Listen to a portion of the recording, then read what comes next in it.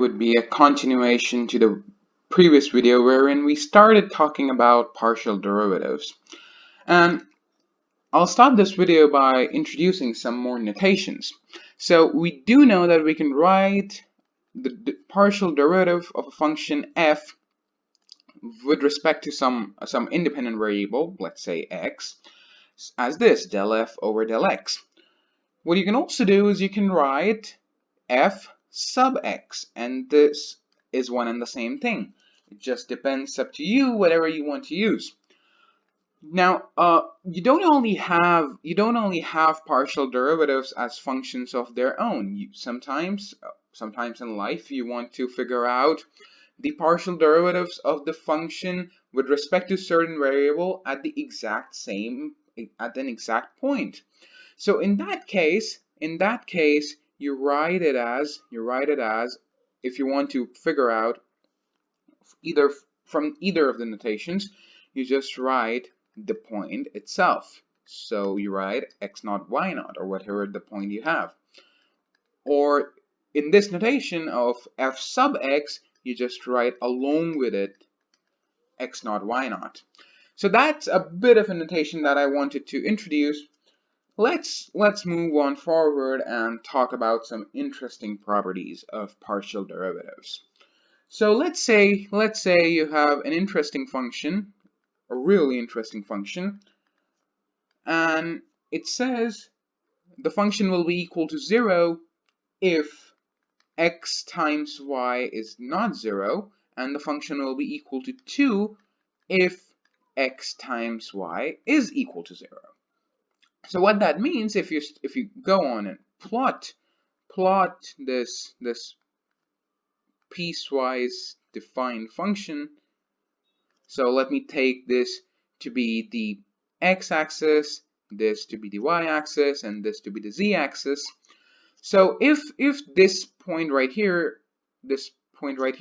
represents z to be equal to 2, then for any values let me extend the x and y axis.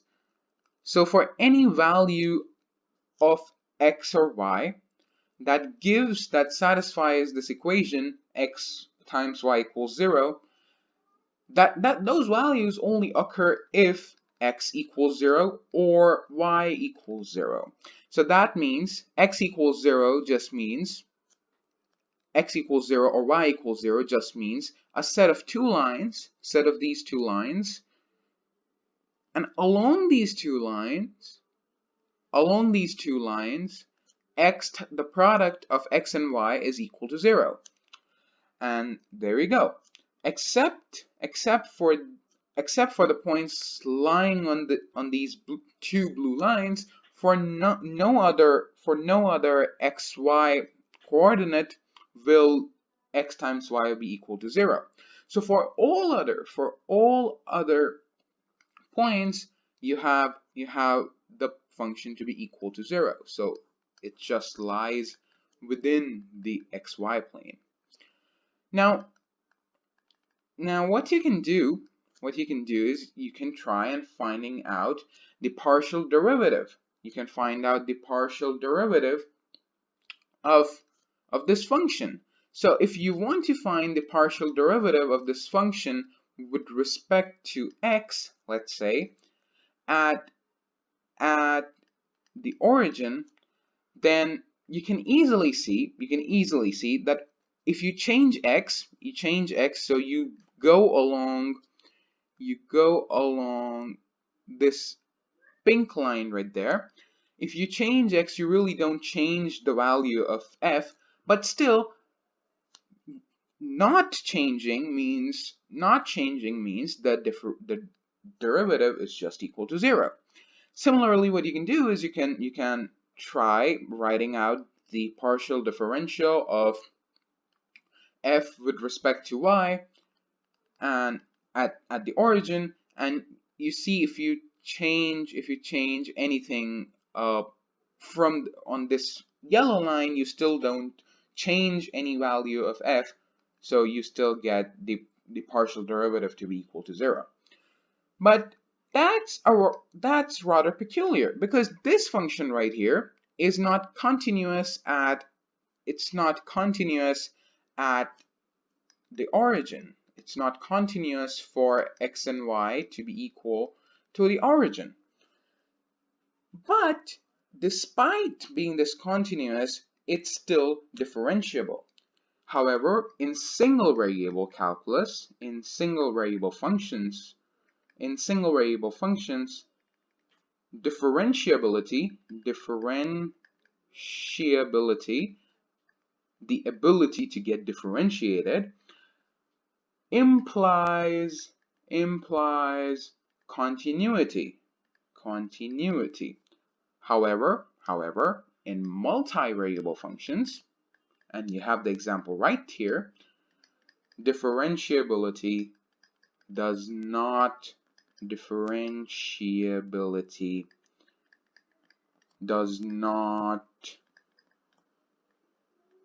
imply continuity. So there you go, an interesting function depicting to you that continuity and differentiability are not equal, do not imply each other in the case of a multivariable function. Let's move on forward. Let's take the argument of partial derivatives a bit further. So let's say you have a function x cos y plus y times e to the x. Now this function, let me write this as f of xy. Oh, let's change f. Let's use another letter. Let's use g. Now, if you want to figure out g sub x, then you're essentially keeping y constant and you're differentiating with respect to x. So you get x cos y is a constant, and x just gets out. You get cos y for this term, plus y is again a constant, and e to the x differentiated is just e to the x, so you get the same thing again. If you want to figure out g sub y, then you are keeping x to be constant, so you just write x as it is, and cos of y differentiates to give you minus sine of y, plus. Now, e to the x is a constant, and a constant times y being differentiated with respect to y just gives you the constant back. So you get e to the x. Now, I still see a function that's ready to get differentiated even more. So I can do that. And that's what higher order derivatives are for. Higher order derivatives. So it's an analog of double differentiation or triple differentiation in single variable functions, except for this time we have a little more variety. What do I mean by that? Let's see.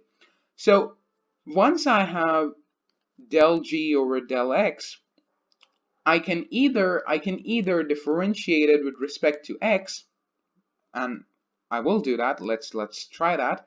If you do that, you're differentiating this function right here. Let me do that in a different color.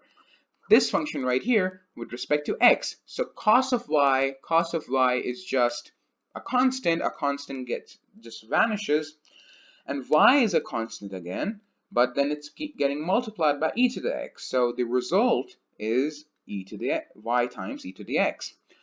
What you can do in this case with the same g sub x, you can differentiate it with respect to y. Now, in that case, you can try on the problem, and you will get minus sine y plus e to the x. And similarly, you can do the same things with g sub y. You can take the derivative del g over del y, and you can first either differentiate it again with respect to x, and in which case you will get minus sine y plus e to the x, or you can differentiate this function right here again with respect to y.